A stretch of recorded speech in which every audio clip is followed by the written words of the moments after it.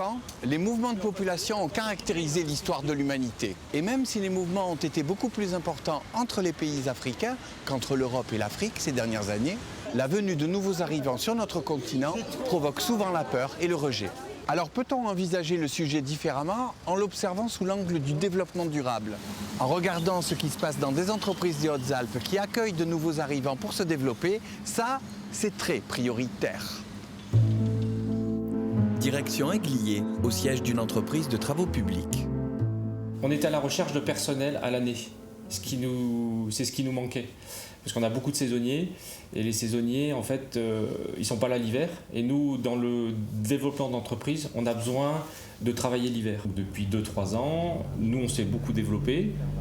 Et donc, on va dire, les travailleurs étrangers qui sont arrivés, nous ont permis de nous développer. Ils ont une envie d'apprendre, ils contribuent aussi à la bonne ambiance de l'équipe, donc c'est vraiment pour les deux côtés que c'est une bonne chose. Bon, il y a une enquête de police qui doit être faite d'abord pour les deux, et puis une fois que la préfecture a ce retour, c'est Madame la préfète qui doit valider les deux dossiers.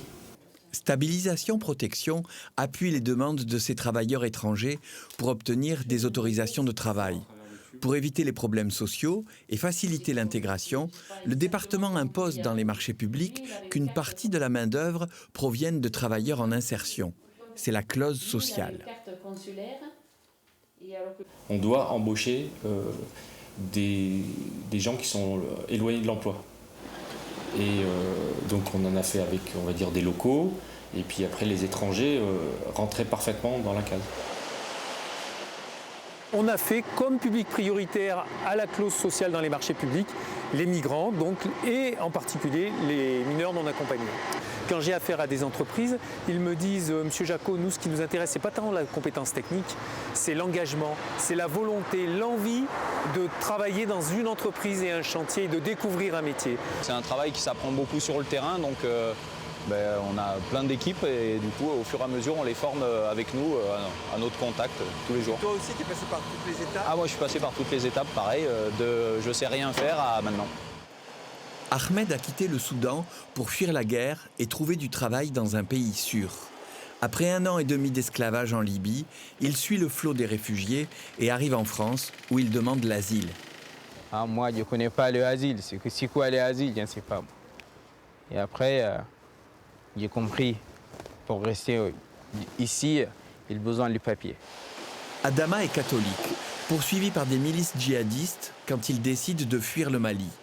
Arrivé à pied, l'hiver, par le col de Montgenèvre, il apprend le français et décide de pratiquer du sport avec la population pour s'intégrer. J'ai grimpé un peu avec les gens pour faire escalade. Du coup, j'ai demandé en même temps si je pouvais faire une stage pour travaux acrobatiques. Débouté du droit d'asile, il attend la régularisation de sa situation grâce à l'entreprise qui souhaite le prendre en apprentissage. Ahmed transmet à son tour son savoir-faire. De la situation difficile, il y a les Briançonnais, ils ont resté avec moi et voilà, du coup, c'est mes amis. Maintenant, je suis en CDI chez SP, il vient comme le rêve. Quoi, qu'est-ce que tu dis? Il vient comme le rêve. Ah, c'est comme un rêve? Ouais. Pendant quelques mois, la famille du chantier continue la construction du parking de la Providence à Gap. Ahmed leur a promis de cuisiner des plats soudanais.